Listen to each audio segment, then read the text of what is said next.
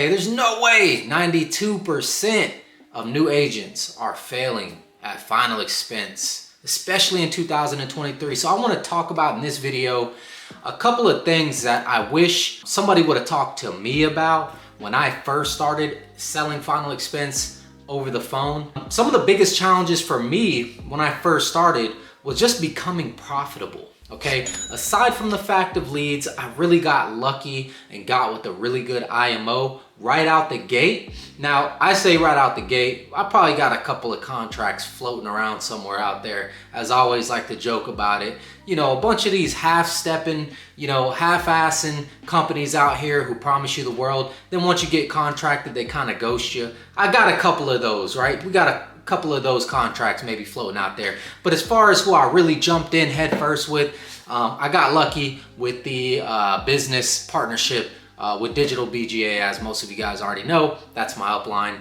okay, and that's who I'm contracted with. And so they provide the leads, they provide the CRM, the software, and things like that. But aside from all that stuff, aside from the leads, aside from the software, I mean, really becoming successful in this business has a lot to do with yourself. And so I want to teach you guys and show you guys and talk about right here in this video how to boost some profitability, right? What are some things we can do to kind of squeeze out some of that revenue that might be left on the table? All right, so let's get into it. I adopted a formula.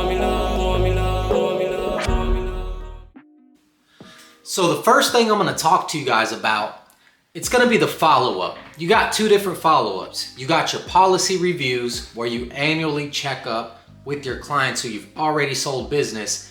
And then believe it or not, this is gonna be the most underrated follow-up in the game that even I struggle with at times, but I'm gonna start learning more ways to build systems around this specific kind of follow-up that I'm getting ready to drop on you guys right now, which is the declines. These are still sales, okay? You sold them, they're in the CRM, they're in the system, but maybe they got declined. Now, I know you're supposed to go back and rewrite them with another company and stuff like that. Maybe you got to do your research, or maybe as a newer agent, you didn't have access to FEX toolkits. You didn't have access to Best Plan Pro. Maybe your mentor really wasn't that great explaining how to underwrite the insurance, right?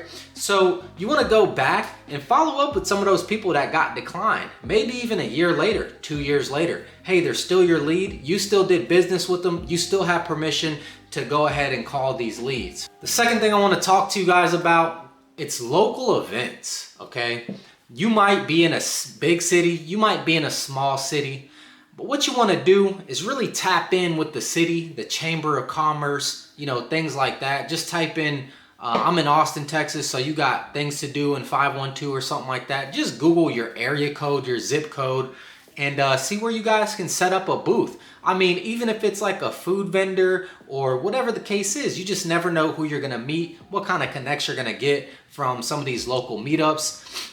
Which really brings me into the third one. And I know the second one kind of flew by really quick, but I got a lot to say about this next one, because this right here can take you from a roller coaster trajectory to straight to the top. Okay, it's gonna be building professional relationships with people that you can collab on that are gonna refer you business. Now, I'm not talking about your traditional referral. I'm talking about, this is somebody who may interact with your what we call MVC, right? Your most valuable customers. These are people who are always on a day-to-day function going to interact with these people. You have funeral directors, you have, other life insurance agents who might specialize in offering, different products like whole life insurance policies, maybe annuities, right? Single premium, stuff like that. And then you have Medicare, Medicaid, ACA. You have all these different agents that exist in a field who might interact with your client, even dentists.